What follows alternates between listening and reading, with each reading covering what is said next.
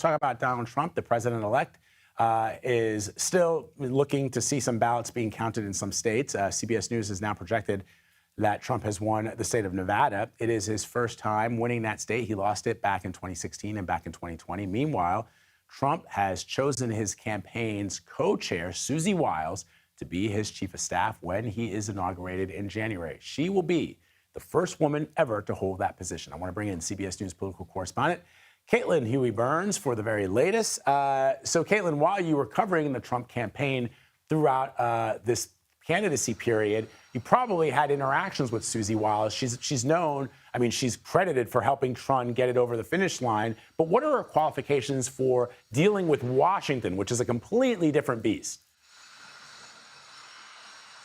Hey, Vlad, good to see you. Yes, Susie Wiles has been kind of the center of this campaign, but running it from behind the scenes. She is very reluctant to seek the spotlight. And those of us who have talked with her over the course of the campaign, she's very much an operator and someone who can keep Donald Trump on track, even when he goes off message.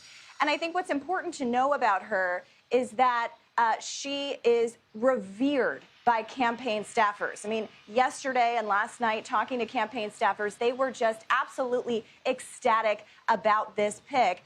And there is a sense that she is going to set a tone, that this administration is coming in with what they see as a mandate, which is, has evidence of that. Obviously, he's poised to win every battleground state. He's on track to win the popular vote, the first time that he's been able to do that in these campaigns.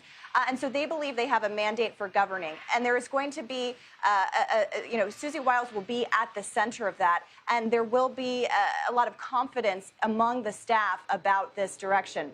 But thinking about her, she is a Florida operative. She was instrumental in several big Florida campaigns.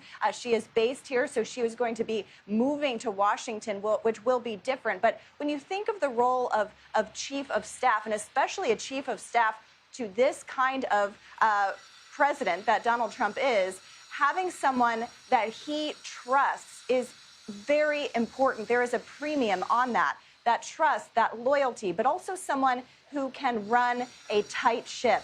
If you think about this campaign, there were no big campaign shakeups. Even when the former president, now president-elect, frequently went off message, including in those final days, this was a campaign that did, behind the scenes at least, remain steady and confident in what their polling was telling them, confident in what what they were seeing out in the field, and what the fundamental dynamics of this race were.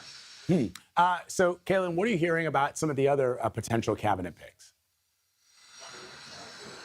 Yeah, so here in West Palm Beach, this is kind of the center of the political universe. Donald Trump is just behind us at his resort in Mar-a-Lago taking lots of phone calls, and this is a transition team that is well underway. We've talked about kind of who's leading that effort, but there are some names that are starting to be talked about for key positions, and CBS News has learned that for the position of Secretary of State, there are some names being touted around. Marco Rubio, the senator from Florida, a top surrogate for this campaign. Of course, he is a member of the Foreign Relations Committee, being considered perhaps for Secretary of State.